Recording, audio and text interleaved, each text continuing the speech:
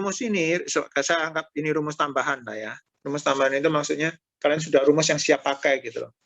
Jadi kalau cos X, kalian sudah langsung ingat aja 1 kurang 2 sin kuadrat setengah X. Boleh kalian langsung tulis seperti itu. Nggak masalah. Jadi kalian nggak perlu turunkan dulu kan. Oh, cos X itu berasal tadinya cos 2X ya. Cos 2X itu sama dengan 1 kurang 2 sin kuadrat 2 sin kuadrat X. Jadi kalau cos X berarti ini hanya setengahnya. Oh, berarti 1 kurang 2 sin kuadrat setengah X. Itu kan diturunkan satu-satu kan? Ya. Nggak perlu seperti itu. Kalian bisa langsung pakai cos X itu sama dengan 1 kurang 2 sin kuadrat setengah X. Istilahnya kalau senjata itu, ini senjata sudah kalian rakit, gitu loh. Tinggal kalian pakai. Jadi sudah siap dirakit, tinggal pakai aja. Kalau yang nurunkan tadi kan harus rakit dulu senjatanya, baru bisa keluar bentuk senjata itu. Ngerti? Oke? Jadi ini kalian tambahan kalian untuk kalian hafalkan. Kalau kalian mau lebih bagus. Jadi kerja bisa lebih cepat. Oke, kalian lihat contoh 8 itu ABC, saya rasa ini juga nggak ada masalah. Coba lihat, ada masalah nggak? Kayaknya sih nggak ada masalah. Karena 1 kurang cos AX itu kan 2 sin kuadrat A per 2X.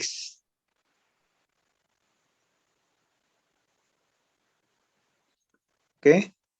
Terus itu nanti 2 per B keluar, tinggallah sin kuadrat A per 2X per X kuadrat. Berarti A per 2, hasilnya itu, kemudian di kuadrat A per 4. Kalikan 2, berarti A kuadrat per 2B.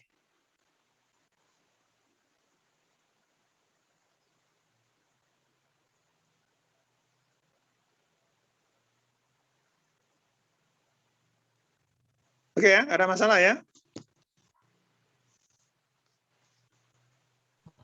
Pak, di cara satu satunya hilang kemana lagi, Pak? Cara 1. Ya, yang 1 kurang cos AX, satunya hilang kemana lagi, Pak? Loh, 1 nggak hilang. 1 kurang cos Hah? AX itu ada 2 sin kuadrat A per 2X. Oh iya, ya. Oke, sorry. Makasih, Pak. Oke? Iya, Pak.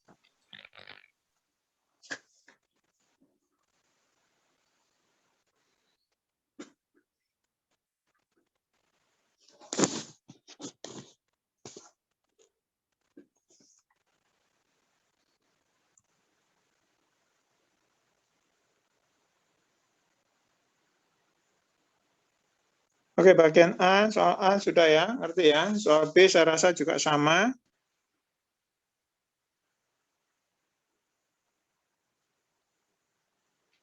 Cara ngolahnya tetap sama, yaitu 1 kurang cos X, 1 kurang cos AX. Oke? Bisa lanjut? No comment, Pak, oke. BX kuadrat. Pak, BX kuadratnya itu jadi B doang ya, Pak? Oh, itu yang mana?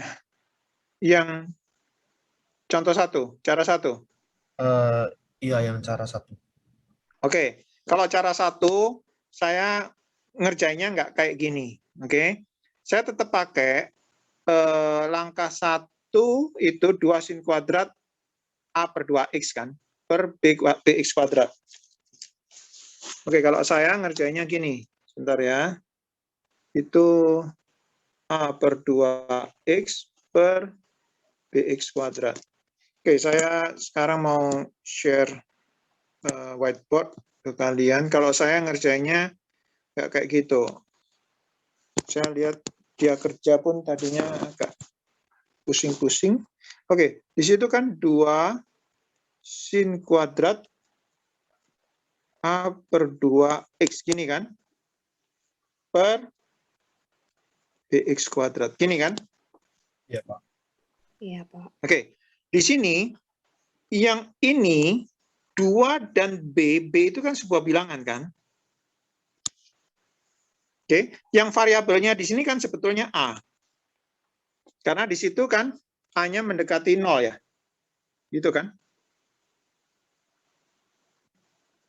Betul nggak? Yap. Di soal itu tadi. Betul ya? Oke. Nah, jadi di sini 2 per B itu saya keluarin.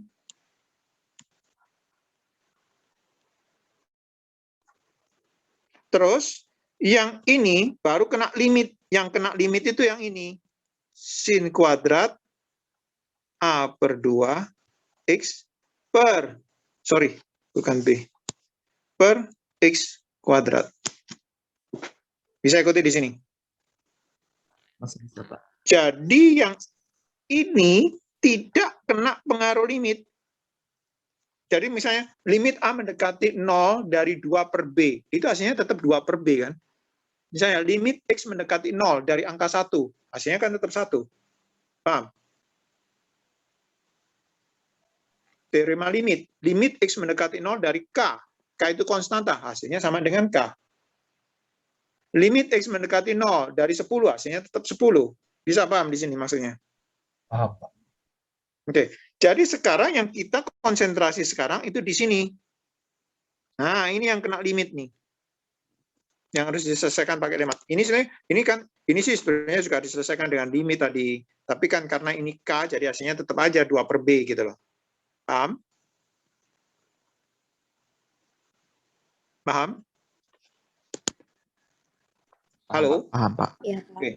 Jadi dari sini saya saya tulis lagi sin kuadrat A per 2X per X kuadrat kan? Tadi. Ya, Pak. Nah, ini saya tulisnya sekarang menjadi sin A per 2 kemudian X per X kemudian ini dikuadrat. Bisa ikuti? Bisa, Pak. Bisa, Pak. Nah, ini kan hasilnya adalah A per 2 kan? Yang di dalam A per 2 per 1 sebetulnya, gitu kan?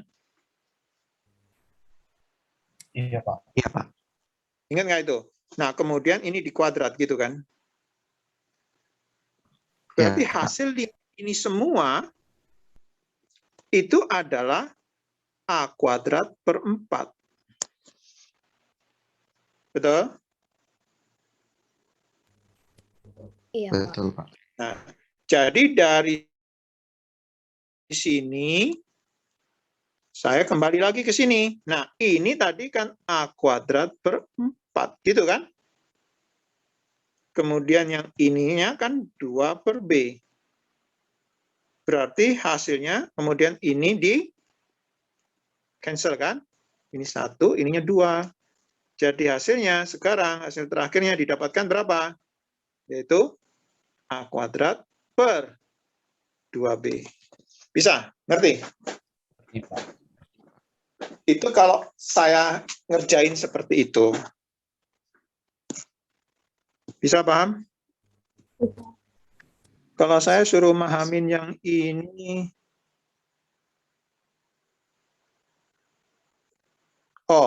suruh memahami yang ini bisa. Oke, berarti di situ dia mau dijadikan bentuk langkahnya satu-satu. Kalau tadi saya sudah pakai langsung rumus cepatnya kan. Seperti misalnya sin 4x per 2. Sin 4x per 2x gitu kan. Sin 4x per 2x ada 4 per 2 kan, saya langsung. Ngerti nggak? Misalnya sin AX per BX, itu hasilnya kan A per B kan. Ingat nggak kalian? Iya, Pak. Iya. Nah, saya langsung pakai itu, tapi dia ini dijabarkan satu-satu. Oh, ini sin A per 2X ya, jadi di bawahnya dikasih A per 2X. Oke, X-nya itu kan sudah kuadrat kan? Kemudian dijadikan bentuknya sama, dikembalikan ke bentuknya seperti yang bentuk pertama. Jadi di atasnya harus dikalikan dengan A per 2 kuadrat. Kemudian per B. Bisa, ngerti maksudnya? Kalau kalian masih mau pahami yang ini ya, tapi kalau enggak, kalau menurut yang pakai cara saya sih juga enggak masalah. Masih mau dijelaskan yang ini? Siapa tadi yang tanya ya? Cara satu. Masih penasaran? Nggak gitu lagi, Pak. Kayaknya yang ini Oke, cukup, enggak Pak. gitu lagi. Oke, berarti bisa ditinggalkan ya. Oke, yang contoh B saya rasa juga lebih kurang sama. Ini sudah jam 12 ya. Oke. Nah, untuk yang contoh 9, oke ya, saya langsung masuk contoh 9 aja. Nah, contoh 9 ini penggunaan tentang yang selisih. Cos X, cos A kurang cos B, sin A kurang sin B, gitu. Pakai rumus itu. Ini yang dipakai, yang di contoh 9. Oke. Nah, tadi ada yang tanya, untuk contoh 9, siapa tahu kalian juga ada yang terpikir nantinya. 9A, itu kan di baris kedua, itu kan ada min 2 kan? Iya, Pak. Nah, tapi di baris ketiga, min 2 itu nggak ada. Tiba-tiba lenyap begitu saja. Kemana itu lenyapnya? Nah, yang ada hanya minnya pindah ke depan kan? Depannya limit kan? Iya, Pak. Iya, Kan Pak. harusnya min 2-nya itu pindah ke depannya. Kok hanya min aja, Pak? 2-nya kemana? Kok lenyap? 2-nya itu berubah menjadi setengah P yang di bawah. Jadi istilahnya yang di atas itu dikali setengah, yang di bawah juga dikali setengah gitu loh. Bisa paham maksudnya? Dengan tujuan apa? Dengan tujuan supaya sin setengah P itu ada temannya di bawahnya, itu setengah P. Bisa ngerti? Ngerti, Pak. Jadi akhirnya limit Ngerti, sin Pak. setengah P per setengah P itu adalah 1 gitu. Oke? Bisa paham? Paham, Pak. Oke, paham. Oke, itu contoh 8, contoh 9. Kemudian contoh 10 juga kalian pelajari sendiri, ini pembuktian. Ya, contoh 11 dan kemudian LKS 2. Oke, jadi kalian pelajari contoh-contohnya. Nggak ngerti, kalian coba diskusi, tanya dengan teman. Kemudian kalian kerjakan LKS 2. Nanti kalau LKS 2 nggak ngerti, diskusi dengan teman, bukan minta jawaban aja ya, tapi tahu caranya dari mana. Dan kemudian nanti kalau masih bingung, baru kita bicarakan sama-sama di kelas. Oke, nanti baru saya postkan di Google Classroom tugas LKS 2 ini. Ada pertanyaan?